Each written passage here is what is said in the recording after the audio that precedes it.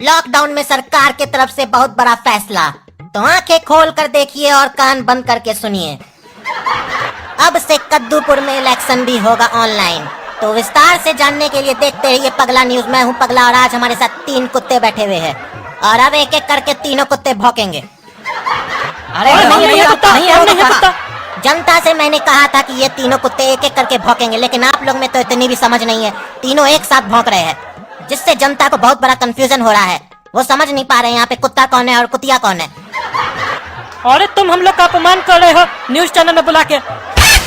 अरे हम अपमान तो कुत्ता का कर दिए, तुम लोग जैसा लोग को कुत्ता बुलाकर। अब हम तुम लोग को कुत्ता नहीं चोर बुलाएंगे। अरे बेटा तुम हम लोग को न्यूज में बुलाया, औकात में रहो, समझा? नहीं तो लाइव टेलीकास्ट हो रहा है, यहीं पे मारेंगे पकड़ के, पब्लिक देखेगा। हर कुत्ता का दिन आता है। एक बार हम लोग का न्यूज चैनल से जाइएगा ना घर के तरफ, तो जब पब्लिक आपको मारेगा ना तो आपका वीडियो बना के पूरा दुनिया को दिखाएंगे। खैर छोड़िए, जिस काम के लिए बैठे हैं वो काम करते हैं। तो दर्शकों, आज चर्चा होने वाला है ऑनलाइन इलेक्शन पे कि कद्दूपुर में ऑनलाइन इलेक्शन कैसे होगा। लेकिन डिबेट शुरू करने से पहले मैं 2 स्पेशल मेहमानों से आपका परिचय करवाना चाहता हूँ। तो ये है काला कद्दू जी और गोरा कद्दू जी। इनके बारे में कद्दूपुर में बच्चा बच्चा जानता होगा। देखा जाए तो ये लोग भी बच्चे ही है। ये लोग कद्दूपुर के लिए बहुत कुछ किए हैं। ये लोग समाज सेवा बहुत करते हैं, ये दोनों भाई। इसीलिए आज इन लोग को भी हम लोग न्यूज चैनल में बुलाए हैं डिबेट में। भाइयों एवं बहनों, मैं चुकुंदर MC पार्टी से। तुम्हारी पार्टी का नाम कैसा है? अच्छा नहीं है, बदल दो। आप जो सोच रहे हैं मेरी पार्टी का नाम वैसा नहीं है। इसका फुल फॉर्म होता है मत चाहिए। अरे तो यहाँ से जाइए, जब तुमको कुछ चाहिए ही नहीं तो यहाँ आया क्या है? अरे हमको मत चाहिए, मत मतलब वोट, वोट चाहिए। इसीलिए हमारा पार्टी का नाम है MC मत चाहिए। और तुम लोग बीच में मत बोलो। तुम लोग को क्या मालूम इलेक्शन क्या होता है? तुम लोग तो बच्चे हो और अकल के कच्चे हो। हमको मालूम इलेक्शन क्या होता है। वोट होने से पहले तुम लोग पब्लिक के चरणों में होता है, और एक बार वोट हो गया तो पब्लिक तुम लोग के चरणों में होती है। हमको मत सिखाओ, समझा? अरे ऐसा नहीं है जैसा तुम बोल रहे हो। हमारा पार्टी बहुत अच्छा है और हम लोग वैसा नेता नहीं है। एक बार पब्लिक हमको वोट देकर देखे, उसके बाद हम लोग ऐसा काम करेंगे कि कद्दूपुर में पैदा होने वाला हर एक बच्चा माँ बाद में बोलेगा, MC पहले बोलेगा। हाँ, हम समझ गए तुम्हारा काम कैसा होगा। जब बच्चा पैदा होते ही माँ बोलना नहीं सीखेगा, तुमको गाली देना सीख जाएगा। इससे समझ में आ गया कि तुम्हारा काम कैसा होगा। अरे आप हर बात को गलत तरीका से काहे बताते हैं? हम बोले ना, MC का मतलब है मत चाहिए, गाली नहीं। अच्छा, हो गया। चलिए अब आप चुप रहिए, दूसरे को भी बोलने दीजिए। कान खोल के सुन, हमारा नाम है लहसुन, BC पार्टी से। अरे यहाँ कौन कौन सा पार्टी का आदमी सब आ रहा है? कोई MC है, कोई BC है? मजाक चल रहा है क्या यहाँ पर? अरे तुम लोग चुप रहो, हमको बात करने दो। BC का मतलब है बहुमत चाहिए। अरे तो उसके लिए न्यूज में आने का क्या जरूरत था? अपना बेटा का शादी मत कराओ, बहू नहीं आएगा। अरे काला कद्दू, क्या बकवास कर रहे हो? तब से नहीं बोल रहे तो शांति से बैठो ना। हमको भी बात करना है जनता से। जनता बोर हो जाएगा, चला जाएगा। बीच में बकबक कर रहे हो, बोलने दो पगलेट लोग को जो बोल रहा है। हाँ तो तुम फिर काहे बोल रहे हो? तुम भी तो बात करके टाइम वेस्ट कर रहे हो। टकला कहीं का, चुपचाप से बैठो। एक बार हम इलेक्शन जीत गए तो कद्दूपुर का हर घर में नल होगा। अरे नल तो अभी भी सारा घर में है, पानी नहीं है। पानी का बात करो ना, नल होगा। जीतने के बाद बोलेगा हम तो बोले थे नल होगा, और लोग पूछेगा पानी के लिए तो बोलेगा काम कल होगा। अरे बैठो, चलो हमको बात करने दो। नल होगा तो MC होगा, बकवास कर रहे हो। चुप रहो तुम लोग। जनता तुम जैसा बुर्बक लोग को वोट नहीं देता है। भाइयों एवं बहनों, हम टकला नेता टकला पार्टी से आप सभी भाइयों एवं बहनों से अनुरोध करते हैं कि आप सभी अपना वोट टकला छाप को ही दें। अगर ऐसा होता है और हम मुख्यमंत्री बन जाते हैं तो हम सबसे पहले कद्दूपुर में से बाल विवाह का नामो निशान मिटवा देंगे। हाँ, वो तो मिट जाएगा ना। टकला पार्टी को वोट देगा तो बच्चा सभी टकला पैदा होगा। उसके बाद जब किसी को बाल होगा ही नहीं तो बाल विवाह कहाँ से होगा? अरे ये मजाक नहीं चल रहा है, चुपचाप से बैठे रहो। जनता से बात कर रहे, जनता से रूबरू हो रहे, हम लाइव टेलीकास्ट हो रहे हैं और इसमें हमको मजाक पसंद नहीं है। काहे कि जब टकला नेता बात करता है जनता से और जब सेवा करता है जनता का तो पूरा दिल से करता है। तो भाइयों बहनों, अगर आप हमारी पार्टी को वोट देकर जितवा देते हैं तो जो लॉकडाउन और कोरोना वायरस के चक्कर में कद्दूपुर की अर्थव्यवस्था को भारी नुकसान हुआ है, हमारे जीतने के बाद हम वादा करते हैं आप सभी से उसको हम जमीन से आसमान तक पहुंचा देंगे साल भर के अंदर में। देखा भाइयों एवं बहनों, अभी अर्थव्यवस्था जमीन पर है, उसको ये आसमान में पहुंचा देगा, इतना नुकसान करवा देगा कि नुकसान आसमान तक पहुंच जाए। अच्छा वो अंतरिक्ष नहीं बोला।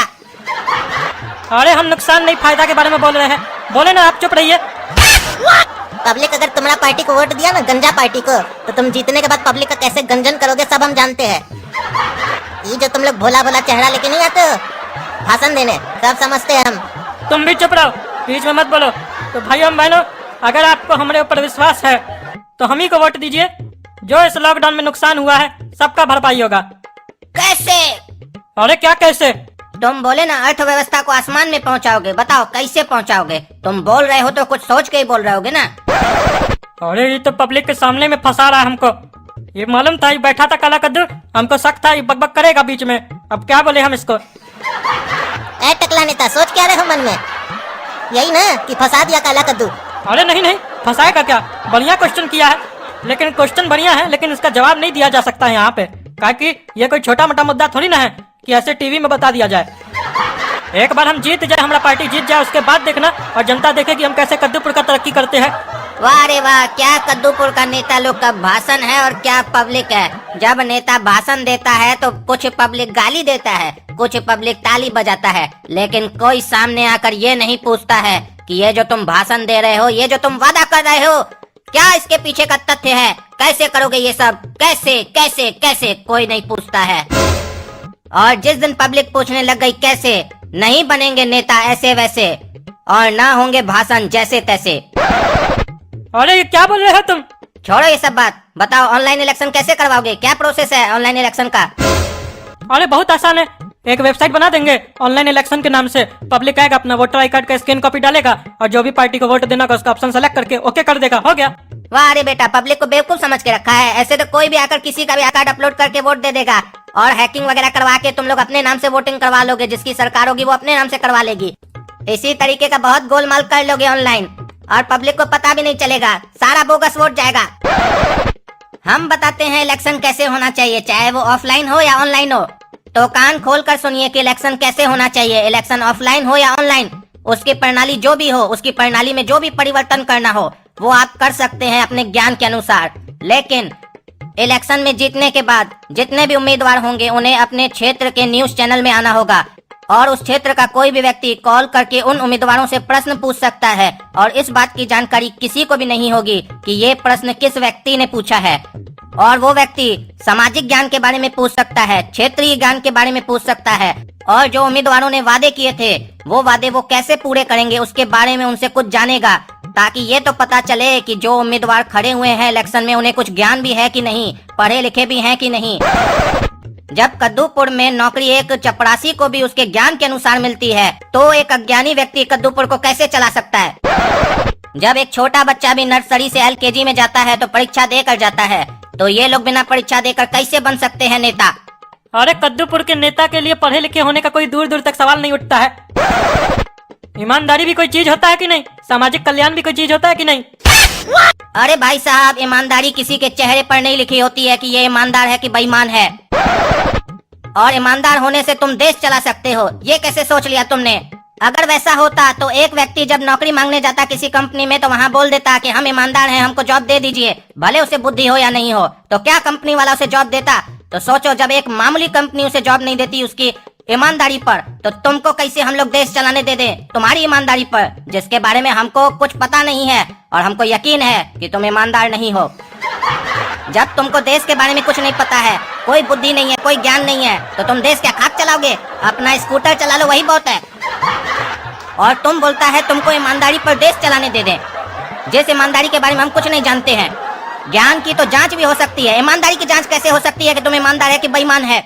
और इसीलिए खाली ईमानदार होने से और सामाजिक कल्याण के बारे में सोचने से तुमको नेता नहीं बनाया जा सकता। तुम में कम से कम कुछ ज्ञान तो होना चाहिए, अज्ञानी व्यक्ति। अरे तुम लोग न्यूज वाला सब पागल है क्या जो इस बच्चा लोग को बुलाया है? ये लोग क्या जाने इलेक्शन कैसे होता है, आगे बकबक कर रहा है। लूट बहर नहीं, तनख्वाह ज्यादा। अरे भौको नहीं तो काट देंगे बीच में से आधा, टकला कहीं का। अरे तुम हमको काटेगा रे? हाँ, बच्चा हमको तुम काटेगा? टकला नेता को, तुम्हारा पूरा खानदान को काट देंगे। जानते हो हम कौन है? देख लिया भाइयों बहनों अपने नेता को, जो एक सेकंड बर्दाश्त नहीं कर सकता है, खून खराबा का बात कर रहा है जनता के सामने, वो भी। तो इलेक्शन जीतने के बाद क्या करेगा? ये लोग दिखता कुछ है, होता कुछ और है, और बोलता कुछ है और करता कुछ है। अरे बहुत दोनों ये कुछ कुछ कर रहा है, अभी बताते हैं तुम लोग को हम। अरे टकला तुम्हारा मूछ में आग लगाते हैं साले।